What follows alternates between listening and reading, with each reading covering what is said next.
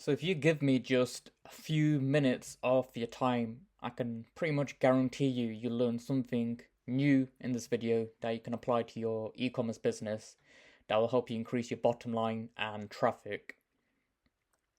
If not, and you don't have time and you're just going to tab the content, you may as well just click off this video because I'm going to need your full attention. Now, before I get into this, who am I and what actually qualifies me to talk about this?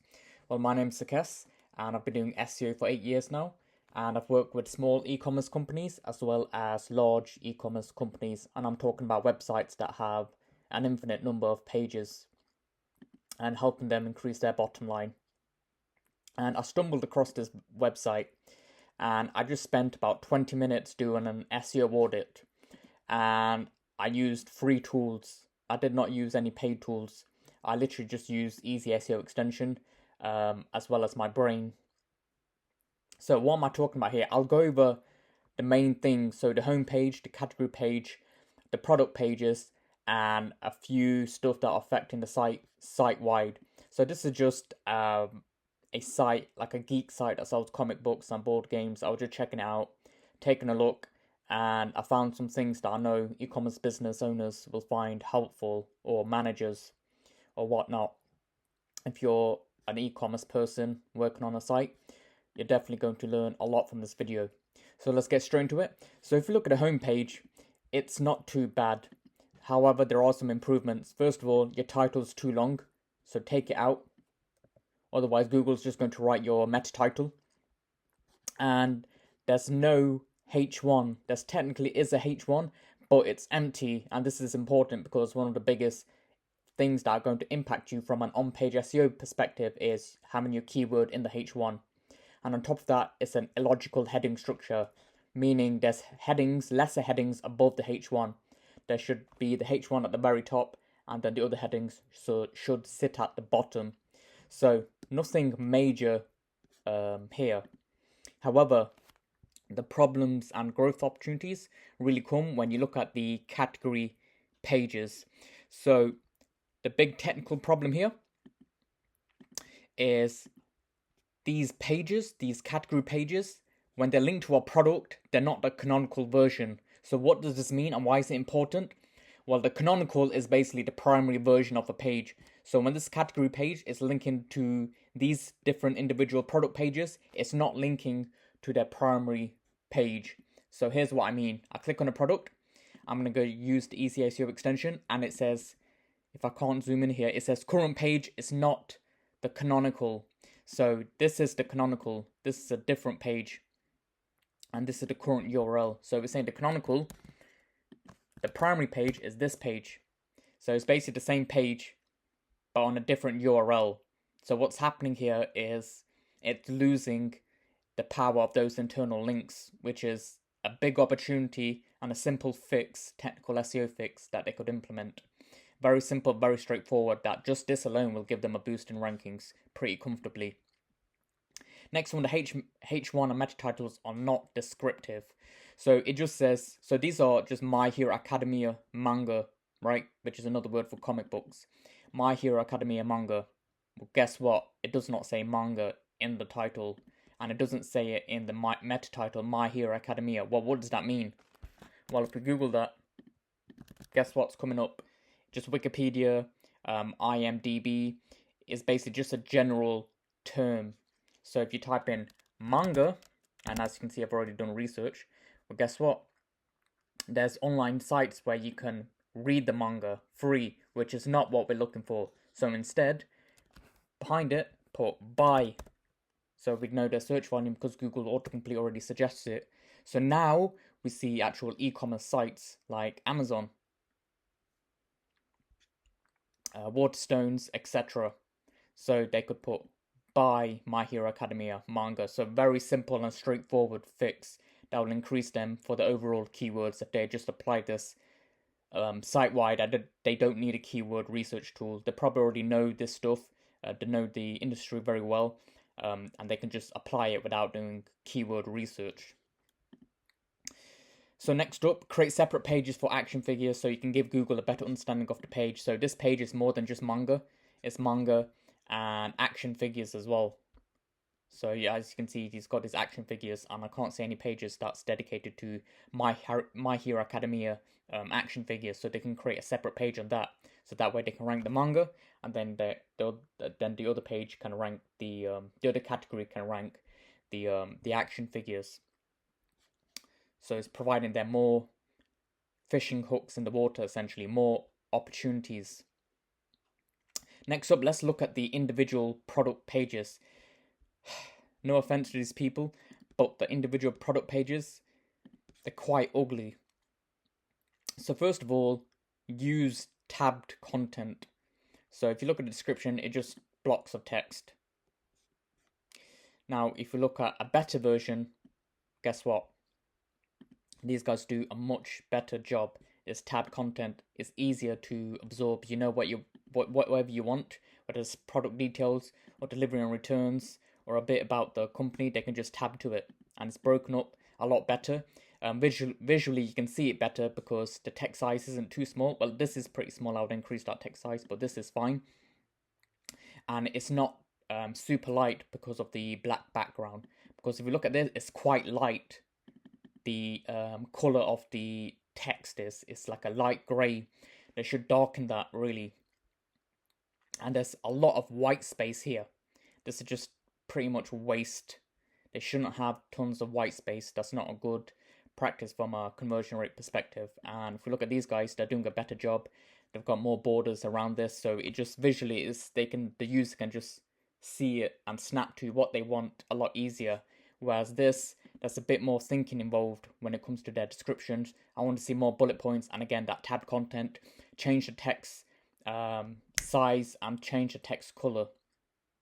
Very simple, very straightforward stuff that'll have an impact on their conversions. So it's not styled very well. I believe I've already mentioned that. In terms of the boxes, they need to have a box similar to this, something along these lines, and overall style it better. And there's no reviews, so if you don't get individual reviews for a product, that's fine. You can just leave some general reviews about your business, and this business appears to have a lot of positive reviews, because if you look them up on Trustpilot, they've got so many 5-star reviews. What's that? Over 6,000 reviews, and it's rated 4.9. So this is a great opportunity just to display some of them, just some general ones on the individual product pages if they don't have individual reviews for that individual product. And that's another great way to increase their conversions. And here's one of the major problems that I see from a pure SEO strategy point is product pages don't link back to their child category page. So if we take this example here, Demon Slayer, right? Demon Slayer manga. It doesn't, these individual products don't link back. There's no individual link that you can see. So if we go to links, and this will scan all the links, green is it's working, red it's broken, and orange it's timed out. Also, I'm working from my shed here because there's some work going on inside, so this can take a little while because it's going through the links, and the internet isn't very good from here. But either way, it doesn't link back to the category page, which is another missed opportunity. And the pagination isn't optimized. So the pagination is basically, in a nutshell, it's this right here, where you switch from when you're on your category page and you go from page 1, 2, 3, 4, 5, 6, 7, etc. So we're on page 2, or let's just say we're on page 3. There should be a link back all the way to the root page, which is page 1, as well as a link all the way to the last page, which is page 15 in this case. And this is going to help alleviate the crawl depth problems. And on top of that, they can just they can just give more options instead of one back, one forward. They can give a few more options, maybe 3 forward and 3 back, so multiple buttons here. And again, that's just going to help alleviate that crawl depth. So next up is the blog. Where is it? It doesn't exist. This is important, not necessarily because it'll get you direct sales, but because it'll help you increase in your domain authority, and you can get some natural links there, and it's going to help you increase your topical authority. So if you're competing with bigger sites like Amazon, and they've got lots of manga based on, I don't know, One Punch Man, right? Well, guess what? You're not going to be able to compete with Amazon because they've got a lot more products related to One Punch Man. And guess what? Google's going to consider them more relevant to that particular topic. So instead, the way you combat this is blogging about One Punch Man instead. So that way you'll build your topical authority when it comes to that particular thing, that particular topic. So that's why you want to blog. Now, site-wide problems are complete lack of internal linking. So basic stuff. Like if you've been watching the channel for any length of time, you know that one of my favorites internal linking strategies and strategies in general is simply to leave a link to your most popular category pages or category pages that you really want to rank within the footer, and that'll give you an instant boost in rankings. And you can even link from the sidebar if you had a blog. So some basic internal linking isn't being done. So there's a lot of rankings being left on the table. So the menu, the search function isn't very obvious, so it just blends into the background. You don't really see it. Now, you don't want it to pop out. You want it not to blend in, but you don't want it to pop out. You want like a middle ground right there. So this is a great example. So the user can very easily see it blends in, but at the same time it doesn't pop right out and distract. So that's what I mean by that. Now the menu doesn't pop out, which is fine.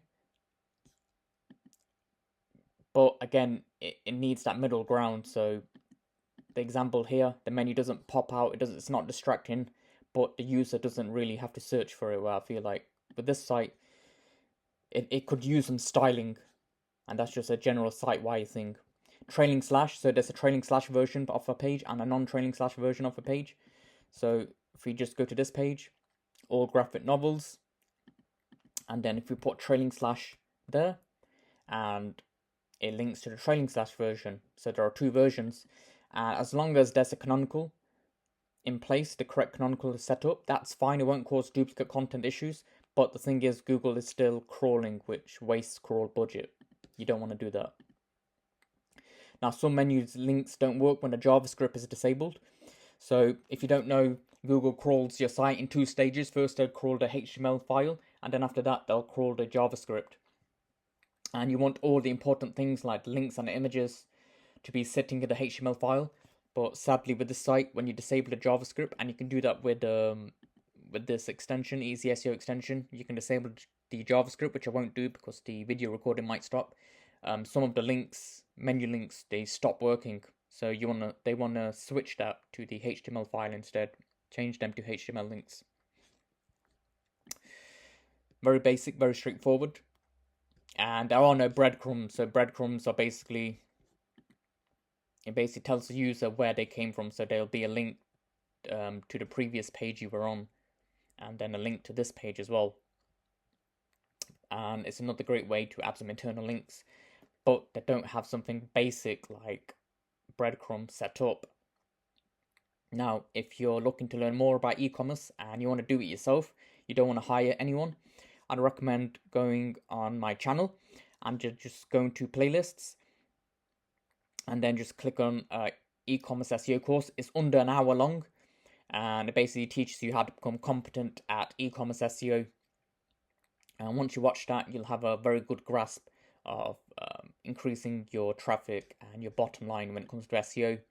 And if you want to hire someone, I'll leave a link in the description to this page where basically you can go through here and book a one-on-one consultation with myself if you'd like to take that step. If not, that's fine. I'd recommend just implementing these basic things on your e-commerce site. Make sure they're there. Make sure your canonicals are self-referencing, and basically just go over the checks that I went over in this video. And this only took me 20 minutes to do. It'll probably take you longer. But again, I did not use any free tools, and I did not use any paid tools. I only use free tools, which is this Chrome extension and my brain. And that's essentially it. And that's the next video. And I'm basically uploading one video a day for 30 days because I hadn't uploaded a video for about 4 months.